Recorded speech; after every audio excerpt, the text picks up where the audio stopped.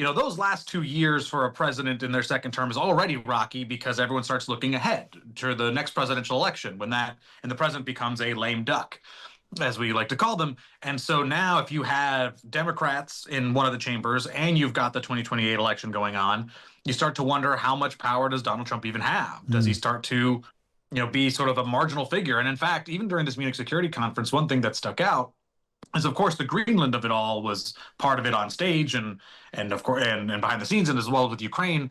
But the sort of looming presence of Trump wasn't there as much. At the Munich Security Conference last week, the focus was, for much of the conference, on Ukraine and the Western Alliance. Now, behind closed doors, it's said that European leaders were quizzing the US Congress men there about the November midterm elections in America, talking about who might control Congress after those elections, what it might mean for the American-European relationships, for President Trump's foreign policy. Alex Ward of the Wall Street Journal, the national security correspondent there, has been writing about this and joins us now. Alex, welcome to the programme. Thanks for having me back. You're welcome always. So there was applause that we all saw for the Secretary of State Marco Rubio when he was talking about America's fellow feeling for Europe, but it masked some real concern then behind the scenes, as one might expect. Yeah, I mean, the standing ovation for Rubio was quite odd, right? Because he basically gave the same message that Vice President J.D. Vance gave last year, which led to a big rift in the relationship. And here he is, Rubio, saying the same general thing, although couched in nicer language, and then he gets a standing ovation. So I guess it was kind of a slap in the face with a velvet glove, and that deserved a applause on its own. Behind the scenes, a lot of what was happening was basically European officials talking to Democrats and Democrats talking to European officials, and over Valentine's Day weekend having a kind of couples therapy session.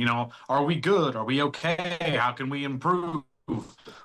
Because it seems like European officials right now have a sense of what they're getting from Republicans, but are trying to make sure that at least Democrats still believe in the same kind of history of transatlantic relations that the Europeans do. So those conversations really led into discussions about, who's going to win Alaska, who's going to win in other states, North Carolina, et cetera, that could decide not only the makeup of the House of Representatives, which the Democrats are expected to take, but could also define the next 2 years of Trump's presidency, which therefore his foreign policy.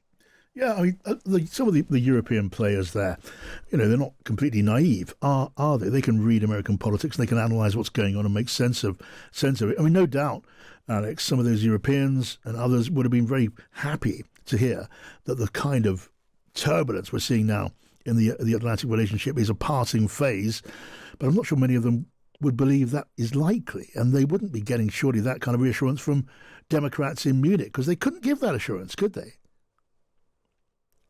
Well, they couldn't. I mean, I think what they're saying is if Democrats take the House, and less likely, but the Senate, or of course the White House, come 2020, early 2029, that this rift doesn't become a rupture, right? And that basically that if this split between Europe and U.S. were to grow further, that it could be irreparable. Now, there are Democrats who understand completely that the Europeans are starting to hedge now, because if this is going to be an every 4-year or so pattern, you can't plan long term that way. You have to assume the U.S. is no longer reliable as it was.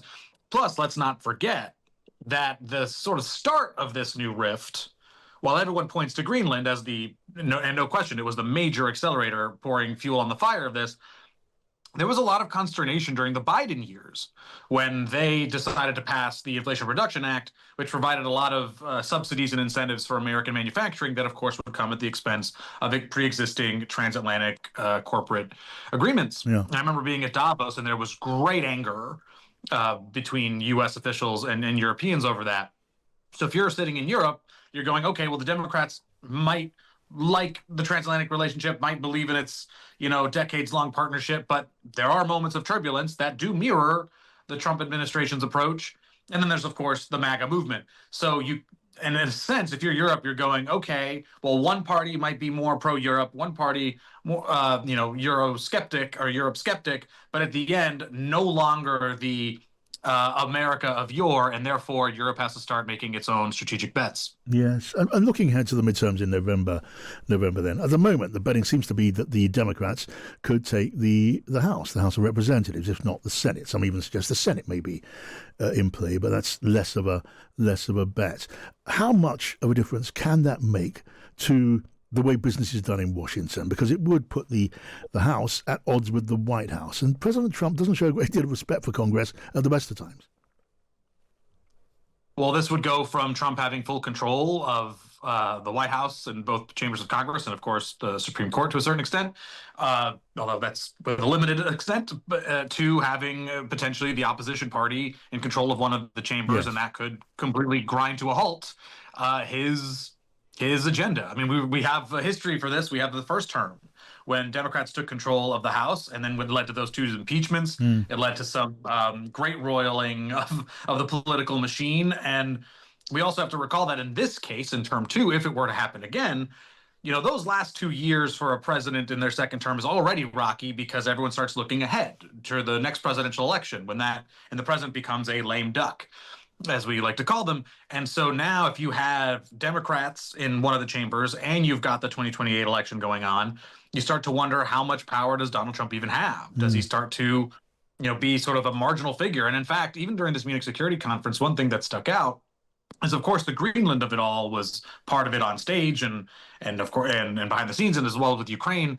But the sort of looming presence of Trump wasn't there as much because you had so many Democrats with potential 2028 presidential ambitions show up in Munich. And so there was a lot of conversation and discussion about the future, not so much the present. So at this point, I'm not saying Trump is a lame duck yet, but he is upon the precipice of potentially being that. And a Donald Trump not in the spotlight is something we're not used to, and he's certainly not used to. And that part is hard to predict. Alex Ward at the Wall Street Journal. Good to talk to you, Alex. Thank you.